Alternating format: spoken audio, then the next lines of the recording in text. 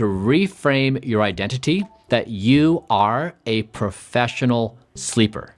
That means you're not going to sleep when it's convenient or when your show is done or when you're finished playing with your friends. You are going to set a bedtime and meet that bedtime every single day, and you're going to follow some health habits. So there's 5 things I want you to do. Number 1 is eat earlier and lighter in the day. So for example, if your bedtime's at 10 p.m., have your last meal of the day at 8 p.m., and then try 7, and then 6, and then 5, and try pushing it back earlier and earlier and watch your sleep improve. Find your right timing, but you will learn that the earlier and lighter you eat, the better you will sleep.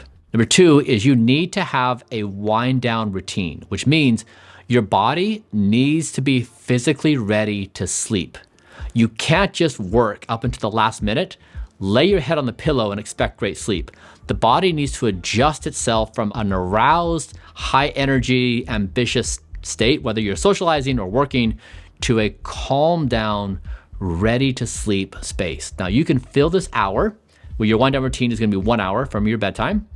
You can fill it with breath work, meditation, reading a book, going for a walk, but you need to be in a relaxed, calm state, screens off, getting your body ready. Number 3 is the lighting in your environment matters a lot. So turn off screens. I have a red light bulb in my house and a lamp. We just have red light in the house. It's amazingly effective at calming things down and making everyone very tired. Number 4 is consistency matters a lot. Your body loves routine. So if your bedtime's at 10 p.m., try to be in bed every night plus or minus 30 minutes, no more. When you deviate, the body gets confused and you're not going to have as good a sleep. Number 5 is avoid stimulants, for example, like caffeine. So if you go to bed at 10, be mindful, you may want to have your last cup of coffee before noon or so. So by the time your bedtime arrives, you're good to go. All right, so this is the first one. This is the most important one. Sleep is your number 1 life priority.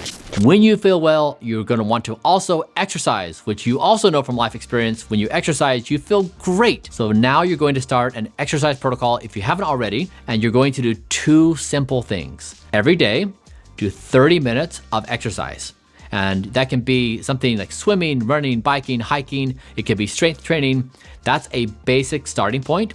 Now, of course, we'll jump into more advanced things in other videos, but it's really establishing the basics. And then 2 is you want to be moving throughout the day. So for example, every 20, 30 minutes or so, I get up from my desk, whether I'm standing or sitting, I'll stretch or I'll do a little exercise, I'll go for a little walk, but moving throughout the day. There's an infinite rabbit hole on what to do for exercise, and that's great, and we're going to cover it, yes. Also, the daily practice of being active in both an activity and throughout the day is the power law of activity. All right, number 3 is diet. Now this is the most complicated of them all because I guess I speak from personal experience, is food is a place we go to self-soothe, and it's also a source of addiction and all sorts of emotional problems. I have been there and I know how complicated food is. I was trapped.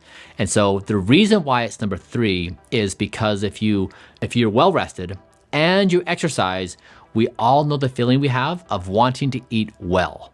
So it's nice to have those 2 pillars in place versus if you're not well rested and you're not exercised, it's so much easier to be naughty. Number 1 is try to never rely upon your willpower. So if you have a particular risk zone, let's just say it's 7 p.m. that's exposed to, let's just call it cookies. You decide you are a person that does not eat cookies at 7 p.m. because if you wait to make the decision at that moment, you will certainly eat the cookie. Now, that was true for me. So never put yourself in a situation where you're relying upon your willpower. Build systems and make commitments ahead of time. Okay, now number 2 is trying to avoid overeating. Now, I'll tell you from my personal experience, this is impossibly hard to do. Of course, any one of us can say it, but we all know that we just can't control ourselves in those moments. So I did something where I fired evening Bryan. This is the version of me from 5 p.m. to 10 p.m.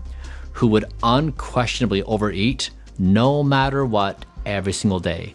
I had to fire him. I had to basically make a rule of my existence that I, as a human, do not consume food between 5 p.m. and 10 p.m. no matter what I say. That's the kind of extreme I had to go to control my overeating habits. Now, I think a lot of us probably share similar behavioral profiles. So this solution may not work for you, but the point is, this is a struggle. It's real. And so the invitation is for each one of us to try to find a system. For me, it was just saying, I never trust myself to make the right decision in that moment. And so systems far exceed willpower. In addition to avoiding bad foods, also, I want you to avoid smoking and excessive alcohol. Okay, number 3 is a Mediterranean-like diet. You want to try to have, healthy fats, healthy proteins.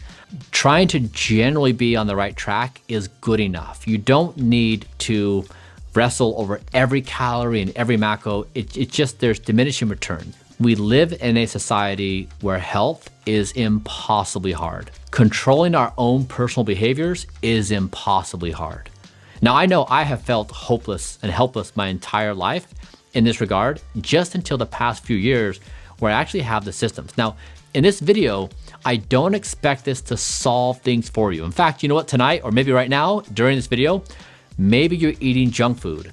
That's okay, I understand.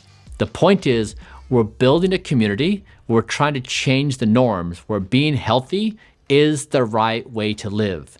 You're not going to feel pressure to do these self-destructive behaviors. And there's power in you and me making these very small decisions. So if it helps you, in your moment of torment, when you're sitting there deciding, do you do it or do you not, do it for the team.